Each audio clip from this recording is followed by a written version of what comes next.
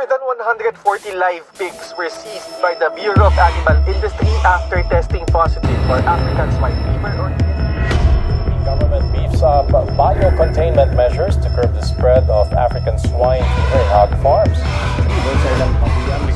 Manila has been struck with African swine Bayang fever. sa Batangas, isinailalim sa state of calamity dahil sa African swine fever.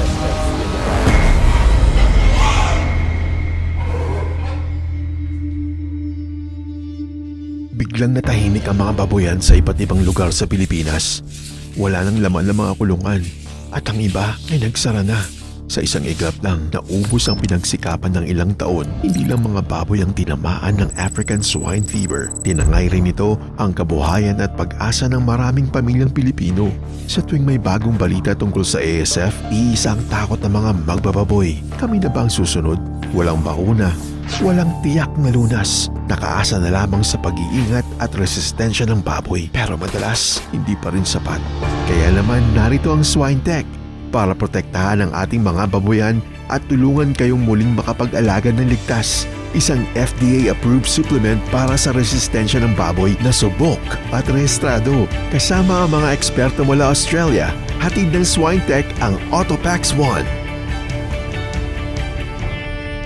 I believe that that stock numbers have been decimated with this deadly disease, and we saw it a great benefit to the commercial hog farmers and also the backyard farmers. Pinakilala sa amin ng Autopax na nagkaroon sila ng trial sa Vietnam. From positive virus, naging negative na during the laboratory ELISA test. Yung mga trial na yon ang nagtulak sa amin para magpursige na madala dito sa Pilipinas ang Autopax.